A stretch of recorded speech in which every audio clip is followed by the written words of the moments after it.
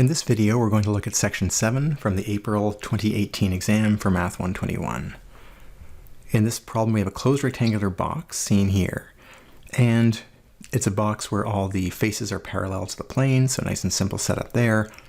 The interesting part is that the top corner of this box is going to be on this triangular looking plane here. Of course, the plane extends out forever, but in the positive regions, this is what the plane would look like.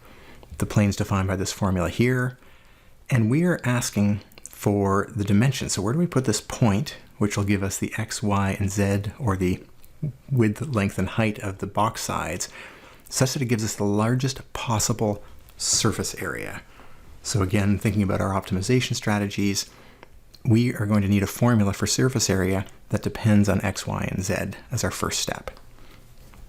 All right, so we're going to have our surface area. And this is a closed box, so all 6 sides are present. And so this is a pretty traditional build-up here. We have a side that's x by y, and we have a top that's x by y. So we have a surface area that's 2 times, 1 for each side, x times y.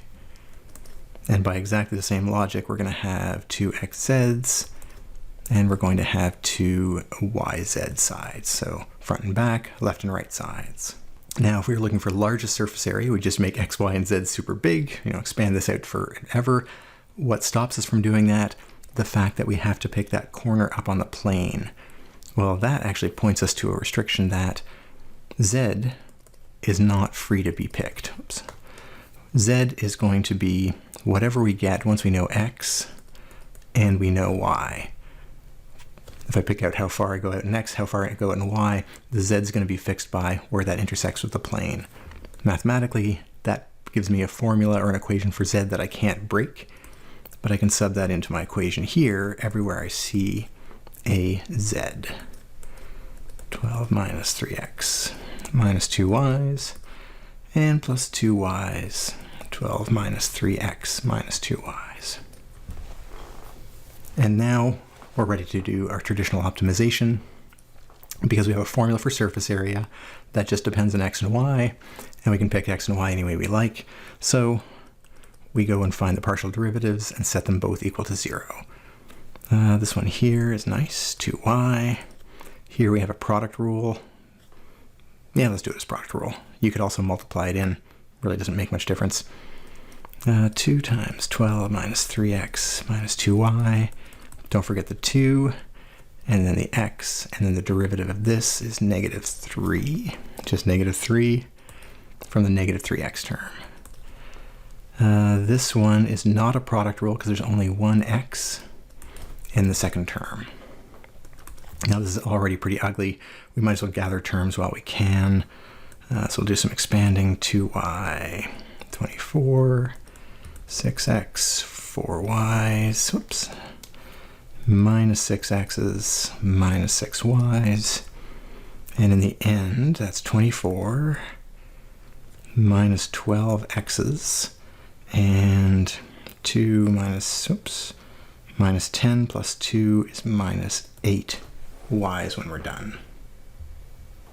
And I would just double check that calculation to make sure. No sense making any simple typos early in the problem. Y derivative, exactly the same approach. We should see something similar, but because these coefficients are a little different, we're going to get a variation on it.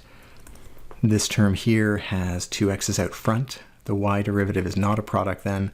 We just get the derivative of the inside, that second term. This term, when we differentiate it with respect to y, we will get a product. So we'll get 2 times 1 times 12 minus 3x minus 2y's. And plus 2y's, then the derivative of the inside of that with respect to y, that gives us a minus 2. All right, where does that leave us? Again, tidying up, 2x minus 4x plus 24 minus 6x minus 4y minus 4y's, and we get 24 again. We have minus 8y. I think that's it, minus 8y's. We have 2 minus 4 and minus 8x. We are now in a position to set that equal to 0. because we're interested in critical points. This is the relationship between surface area and a change in x, change in y. We want to know where we're at a maximum, so we set both of those equal to 0 and we start solving. So equation 1, 24 minus 12x minus 8y, and 2, 24 minus 8x minus 8y. In fact, I would be tempted, they're so similar, take 1 and subtract 2. 24 minus 24 is going to be 0. Minus 8y minus 8y is going to be 0. And at the end of the day, we're going to have negative 4x. It's a little surprising, but we can work with it. Let's call that 3. We can plug it into either equation to solve for y. So 24 minus 0 minus 8y is equal to 0. 24 equals 8y. Y equals 3. So there's one critical point at x equals 0 and y equals 3. Now this is where you think, okay, zeros just seem like an odd one, but keep in mind the little note here. Any box with volume greater than or equal to 0 is acceptable. What we're talking about here is a box that's essentially a plank. It's flat. But even just thinking about it, that's not unreasonable, because we might get the largest side, up against this face. If we end up losing area on the left, right, top, and bottoms by moving out, we're going to get extra area on the sides and the tops, but we might lose the total square footage from the front and the back. Maybe that's a good trade-off. And apparently that's what the math is telling us, is that the best solution actually is at that point. Okay, let's confirm that that's actually a maximum, though, with our second derivative test. So we're going to get our second order partial derivatives. Fortunately, they're all pretty easy. The first derivative is here. We differentiate this with respect to x again. We're going to get negative 12.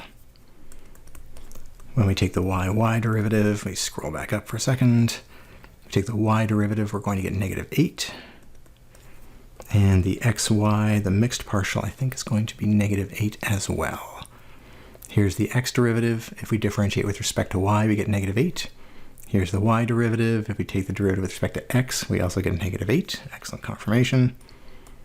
And so our d is negative 12 times negative 8 minus the mixed partial squared. And that is, by the time we calculate it all out, positive 32. Because it's a positive value and it's the product of two concavities, so it's the same concavity. We look at our two xx and yy's, those are both concave down, and so the critical point we found is a local max. Sxx, syy, both negative, implies that x equals 0, y equals 3 is a local max for the surface area. And that's all we need.